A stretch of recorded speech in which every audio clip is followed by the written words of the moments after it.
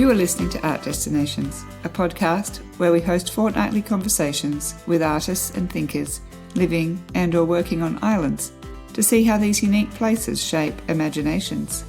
This season is set in Tasmania, following on from our Venice series. Hello, my name is Sarah Rhodes, an artist based in Lutruwita, Tasmania. In this episode, we are in conversation with Lisa Garland, a photographic artist who has been documenting her community on the northwest coast for more than 20 years. Lisa makes portraits of people so deeply connected to where they live that often the portrait of their place tells more about them than the people themselves. As a new generation is emerging and another passing, Lisa reflects on what she looks for in her subjects and how her focus is changing. Lisa Garland is represented by Despard Gallery Hobart, and you can see Lisa's work on our Instagram page, artdestinations.podcast. Subscribe to Art Destinations on your hosting platform so you don't miss an episode, and even leave a review. Your contribution supports us. Welcome, Lisa, to Art Destinations Tasmania. It's great to have you here. Woohoo! It's good to be here. Excellent. So we're here to talk a little bit about your photography practice. Mm-hmm. And when did you first find photography?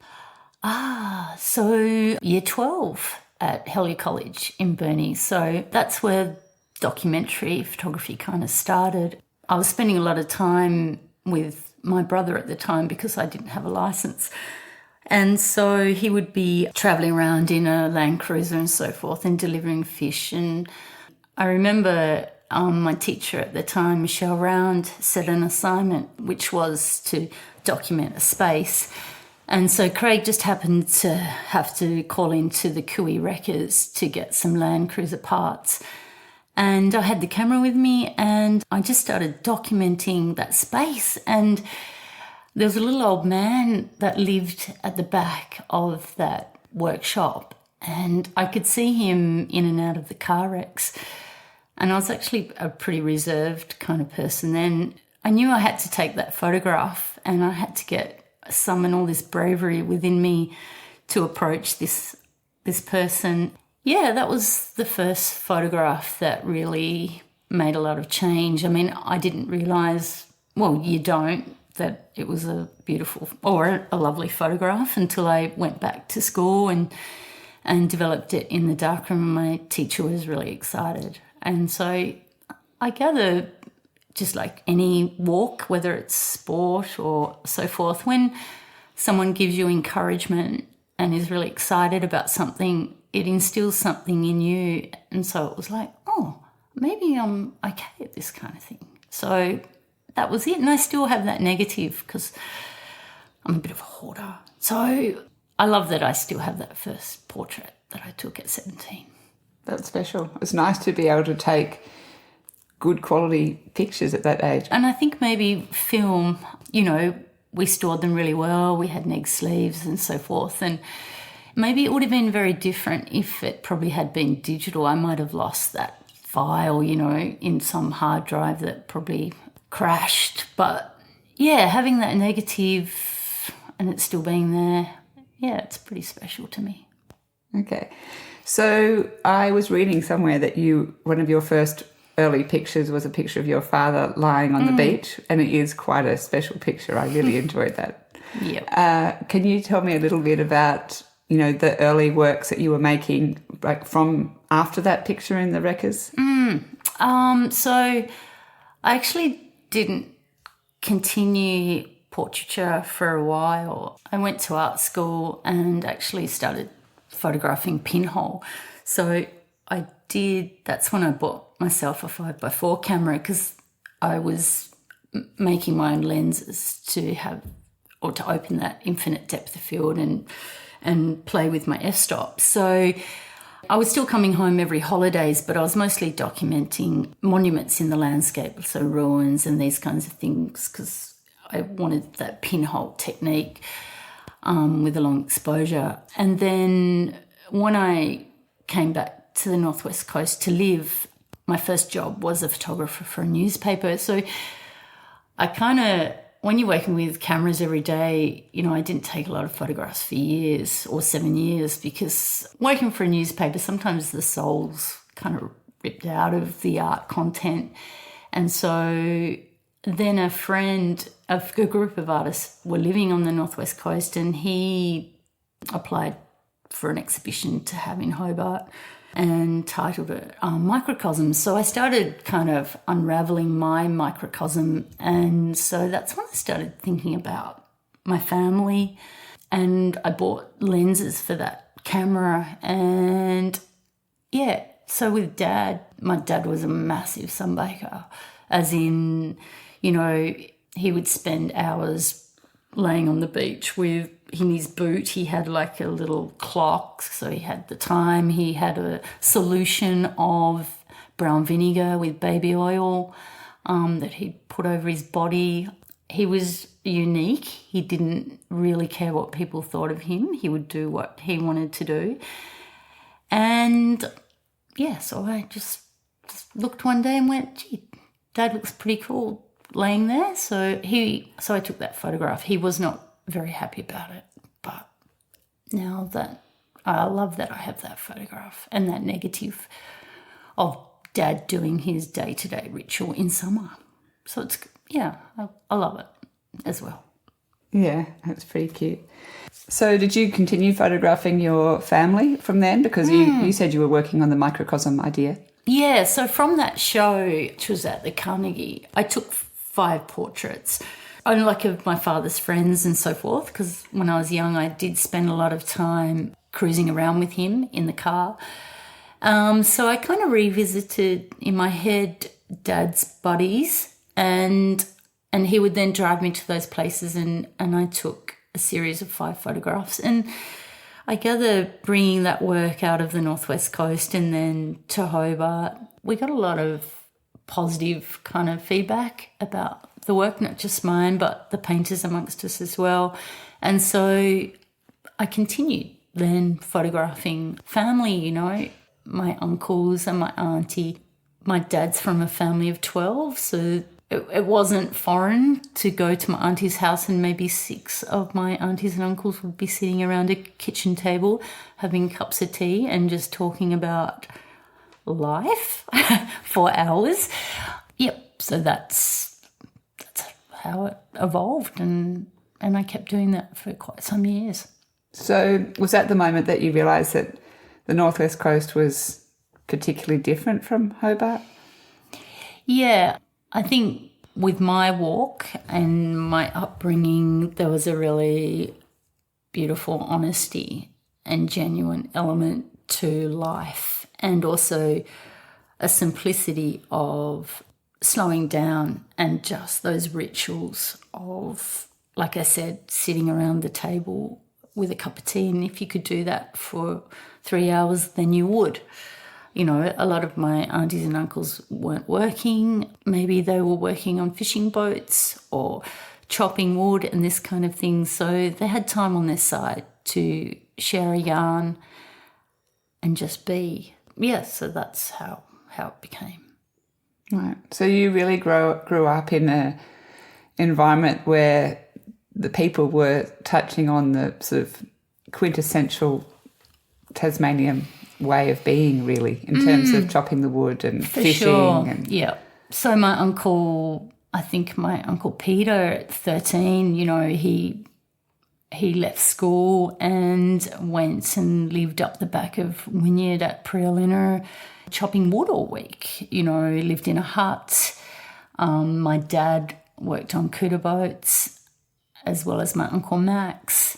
You know, when they were not at sea, they'd be slinging nets in a shed next to the Wynyard Wharf, sitting on stools, sitting around a little fire. Yeah, just being and just living in the moment. There wasn't any talk about future or past. It was that day and what was happening right then and there.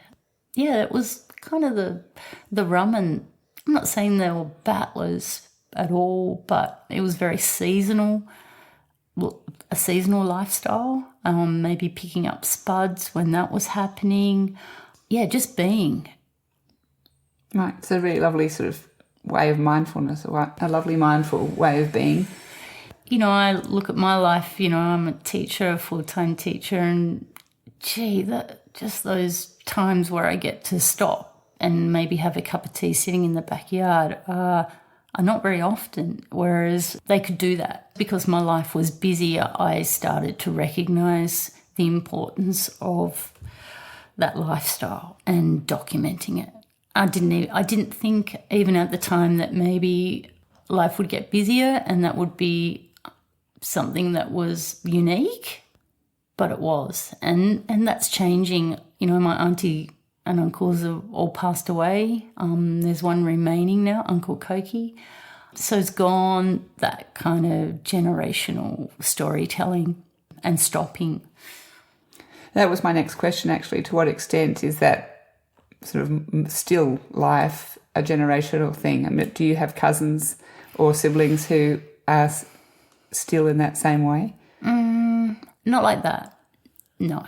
Gee, you know, they didn't have phones, for example. You know, it was completely different. You used your spare time to make, like I said, slinging nets, whittling, tanning, skins.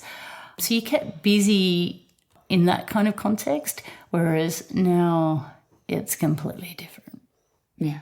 In terms of, you know, you would have photographed your family, but then your subjects are not only your friends and family. It extended out, and you've sort of documented this world. Yeah, I gather that's the importance of things like residencies and so forth. So, you know, I was fortunate enough to be able to go to places like Queenstown and recently King Island, and so that's golden to be able to go to a new place and just that sense of discovery. And I think maybe there's something in me that I warm to certain people, you know. So I know when I rocked up to Queenstown, you would notice things like a certain garden or the outside of a house which kind of spoke to me and maybe unravelled kind of my own upbringing. I have discovered a lot of beautiful people in a variety of spaces. Yeah. So you wouldn't only be finding microcosms on residencies though? Like when you're at home, you would have photographed most of the people in your sort of web, I guess, you know, related from... Is that how you're finding people? You're going from one person's introducing you to another? Yeah, often an auntie or an uncle or one of my dad or brother's friends will say, oh, Lisa, you really should be photographing Steve who lives here and he's bottling possum tails. And I'll be like, oh, yeah, that sounds awesome. There would be a chain of characters that evolve from one from the other. So, yep. So I'm guessing based on that you would have sort of intense periods of photographing where you have quite a few leads and then there'd be a gap. Yeah. Is that how it works in terms of the rhythm? Totally. And it can be pretty emotional. So sometimes I kind of need to have a bit of a break as well. There's a lot more that goes on than taking a photograph. You know, I'm meeting, in some cases, people for the first time and hearing stories. And sometimes life's pretty hard. So it can be so much more than a photograph. And I gather that's why, you know, photographers or artists will go into the world of video and text because there's so much more to say. And I've certainly had moments like that. Okay. So what is the process when you meet someone? Are you going there repeatedly or just... If it's someone new to me, I might not even photograph the first day I go there. It will be simply kind of talking to this person and introducing myself and what I do and explaining, you know, really I'm a documentary photographer and it's the find, it's the fact that you have created this really great space and you're really interesting. And so these people become lifetime friends. You know, I've photographed some people up to 10 to 15 times where I've revisited, and I have sheets and sheets of film on that person. And also it's because I want to do that, and I genuinely like being in people's worlds, and I gain a lot from that by giving me a moment. I get to tap out of my life for a day, jump in the car, drive, 2.5 hours to the West Coast, sit in a lounge room for the day with multiple cups of tea and just talking about life and what that person's making, and they're showing me things. It's not just documenting something, it's also something that feeds my soul as a person as well, and reminding me about the beautiful simplicity of life and relishing in that, because, wow, life can get pretty busy. So I'm sure you've heard some quite amazing stories, and a photograph does tell a lot, but it doesn't tell everything. And there's a lot of things that you would hear that are completely private between you and them. But have you considered using that information in other ways? Yeah, I have thought about that. And so sometimes using text, I have had exhibitions where I've written small pieces of writing to go with each print. But I don't know if that's probably for the viewer, if it's needed. Maybe that's more something that is between me and the sitter as well. And, I journal all the time. So maybe they are private kind of elements that I need, and for my art practice they keep me going because they are the golden things. I mean, the image is golden in also a public context, but I think to drive me as an artist and to keep me doing what I'm doing, they are the golden bits where I sit in my car after I've photographed someone and go, wow.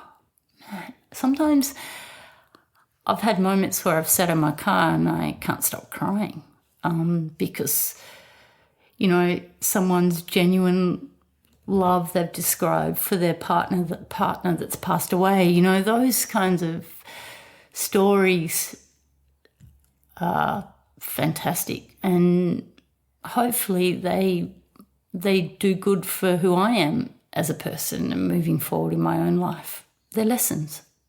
Yeah, and also it's a special moment for them to be able to share it. It would feel good for them. Yeah, and I think I have to honour that, and I have to, if I was to add text, frequently, it would be something that I would definitely have to make sure that it's done correctly and right. And yeah, so I don't know. I think maybe that's between myself and my friends. No, I think that's nice. Your pictures, by nature, they're highly detailed. These people's homes or their sheds or gardens are very rich in visual material, and so there's a lot to look at. So to what extent are you organising or moving things around to get the composition right? Yeah, I don't move anything. I think when I enter a space, we all would know this, that you totally get an understanding of where someone sits within that space, and how they surround themselves with their objects. They're paintings or artworks in themselves. So I don't dictate a thing. When we sit, the sitter will sit where they would normally be. And so it's really documenting that world. Maybe also the art we create becomes a reflection of who we are as well. I surround myself with things that are nostalgic to me. My space at home is full of stories from my own life, hence me having the negative that I took when I was 17. So I respond to people that are on a similar walk. So I totally believe that. I'm who I am based on my upbringing. My mum and dad were miles apart in reference to their philosophy. And so I think I have a little bit of both of them in me. I'm not indifferent to the people I photograph. Okay, that's nice. The picture of Kim, the priest, where everything is so neat and ordered and everything is in place. Obviously people would tidy up to a certain extent before you come. Not everybody, but generally. But like all the lines are perfect. Is that just his personality? Yeah, that's Kim. Yeah, totally. I've known Kim for probably 20 years now, and so I visited Kim, over and over again, and that space has changed and evolved. Kim's now living in the family home, but that family home is no different to the shed Kim was living in. That's Kim. Kim is ordered. He likes things lined up. That's his character. And so, the spaces we create is just an extension of who we are. So I just happened to meet Kim and he had a golden space. The tool of my trade is to document that space. And so finding gold. And, Kim to Marlene in Queenstown, where you open that front door and you're just like, oh my goodness, this is brilliant. It's just so brilliant. Shane on King Island with shells, making shell strings all filled in one room. Man, you just walk in and it's just like a visual paradise. You know it instantly. You're just like, wow, this is fantastic. And was there a man with a stick museum? Yeah, Mr. Oddity, which was at Boat Harbour, which is near where I grew up, near Wynyard. And so, yeah, that's right. Just stopping the car and going into those unusual spaces and you go, wow, this man's collected hundreds of sticks that just speak to him and he's put them on the wall and he looked like a little stick himself. It's great. I was looking at your work and you've got a beautiful picture of Leo Kelly's house. And Leo Kelly was an artist, astrologer, man of the church. And he lived in Queenstown and he lived in this sort of corrugated iron home that is like a collection of extensions almost. And he had this stargazing or observatory at the top. And has that been pulled down now? I think it has. It's about to be pulled down if it hasn't already been pulled down, because it's been sold after he passed away. Now, it sort of made me think how much Tasmania has changed while you've been photographing over the last 20 or 30 years. Have you noticed that? Yeah. I'll do the odd portrait, but not to the degree I used to. So, I was photographing people all the time, whereas now I've kind of shifted and moved into symbolic spaces a little bit as well that have the mark of time's gone. I don't know, maybe a cross in the landscape or someone's moved rocks in a certain form. And again, maybe that's that nostalgic kind of thing, like the wood pile in a certain shape. It's still an extension of a person, but the ramen that I respond to has changed, and also that brings a bit of sadness. I've lost a lot of friends as well that have passed away that I've photographed. I've photographed my neighbour when I was a child probably, 40 times, and Peter's not with us anymore. And Fred, who lived at the Don, I'd just phone and go, Fred, I'm coming around. I wouldn't mind documenting your kitchen wall. He'd be like, that's fine, Lisa, I'll be home tomorrow. And the same with Peter, who was living down at Britton Swamp. And maybe I need some time just to be with that a little bit as well, because it's all happened in the last few years. So I don't know what will come out of that. I work with teenagers. I find they are really interesting as well in reference to transitioning into spaces, and also, the spaces they make that they're not putting a lot of thought into it. It's just being. So I have documented some of the students that I teach over the time. I'm not sure if I'll extend that, but yeah, I don't know. I was just wondering, because on the Northwest Coast, in some ways, the changes that, we see, like in Launceston, for the first, like up until recently, it hadn't changed. You kind of make a joke that you could look at a YouTube video of the 1950s. They have these videos of past, and the town hasn't changed. But until about, 5 years ago, it did start to change. Yeah. But maybe on the northwest coast it hasn't quite started to change yet. It is, particularly, there's housing concerns and so forth, but gone are the plot in the middle of town that had a little shanty on it. They're gone now and filled up with units, and I understand that's a need. But in reference to my art practice, it is changing. And maybe that's why I'm pulling myself more to the West Coast, and maybe, also going to places like King Island and finding those beautiful little dwellings. I don't know where it'll lead me, but I've been photographing the kelp gatherers, people that are still working on the land, but that's changing as well. Recently, I'd photographed the kelp farm or factory near Arthur River, but I noticed, the tea tree framework's gone now and it's been transformed using metal. So aesthetically, that's kind of changed for me as a photographer. I really like the handmade and man's touch on those things. So things are evolving. Maybe there'll be something interesting that comes out of me and where my head leads with that kind of thing as well. I don't know. I was just thinking it's quite interesting because, we do become our parents. So while that generation is passing, the young people are getting older and they end up kind of taking on that life that they had before. So, just in terms of the whittling and the handcraft and, That's look at young people and they're not really doing that. But then if they see their older people doing it, maybe they do pick it up later. Yeah, I think young people are because they're so consumed with computers and their phones and so forth.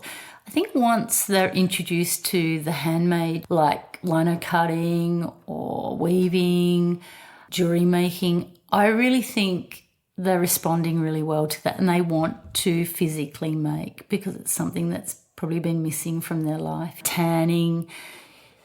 There is a therapy in sitting in a chair, knitting, and what you gain from that. So, I think there is a place for the maker in our soul. Yeah, that's beautiful. I'm quite big on that myself. Cool. So you quoted Max de Payne in an article that, saying photography must do more than entertain, it must incite thought. So what are you trying to say through your pictures? Yeah, I want to celebrate the genuine and the honest and the real. I really do. I'm not interested in fame or I don't know what the word is, but I respond well to the humble. Yeah, I love people that have time to have a yarn and just be, that's what I'm about. Okay, sharing the honest stories, the human condition. Yep, for sure. Yeah, I think everything gets so polished, doesn't it? So it's actually hard to find. The raw. Yeah. And not scared to speak out about something. There are lessons in life stories and the importance of sharing them. It's paramount to move forward and particularly for younger people, we all muck up. That's how it goes. But we have to rise again and keep going. Life's a lesson. And so stopping and listening to people that have lived a life, I think that's really important that we learn from that. Yeah, just going back actually in terms of the stories that you're listening to but you're not sharing because it's an image. When you have a really strong connection with someone, while you don't actually know what that story is, you can feel it. Yeah, you can. Yep. Whereas if you didn't know those stories, if that person didn't share those, there would be probably a barrier. Like you wouldn't actually have the depth of emotion in the picture. So I was just sort of circling back and thinking about that. Yeah, people have said that, and I think that's because, well, there may be people start off as strangers, but there's certainly that changes and evolves. They become friends, and so maybe that does come out in the photograph. But also, I was saying before, I think the people that I photograph in the spaces are reflection of my life and my upbringing. So I think based on my upbringing, that's just what I warm to and what I am drawn to. Just one last question. On the West Coast, you really enjoy the isolation and the weather. You can't escape the weather on the West Coast. What is it, do you think, that you find comfort in there? Growing up, my brother would be pretty light on for deckhands. And so, I'd have to get up pretty early, 5 o'clock in the morning, and help him pull nets. And so, being out on that ocean in all types of weather, maybe it had an impact, and it's something I embrace. And I think different weather from those experiences brings a different energy, the walking in the rain, the wind, and so forth. So that's just how I was brought up. And so it's also innately and something not to sit indoors from, but actually throw yourself out amongst it. I mean, Craig had to, because you had to get those nets in and so forth. And at the time it probably wasn't that enjoyable, but on reflection, there are times you remember and it just clicks with you. And so, spending time down there walking on those wild beaches where no one's around and there's not even a footprint, you're lost in your own thought. My life is really busy. I work, every day with teenagers, a classroom, a class after class of 28 students, tapping out from noise, different souls. I mean, they're great, and when I'm in it, it's awesome, but I think I need to have the opposite of that as well, and that's what those spaces bring. Okay, that's a good answer. Thank you very much, Lisa, for coming along. That was really interesting. Thanks for having me. It was good. Thank you for listening to this episode of Art Destinations Tasmania. Be reminded about our next episode by subscribing to our fortnightly newsletter on our website artdestinations.org. I'm your host, Sarah Rhodes. Ciao for now.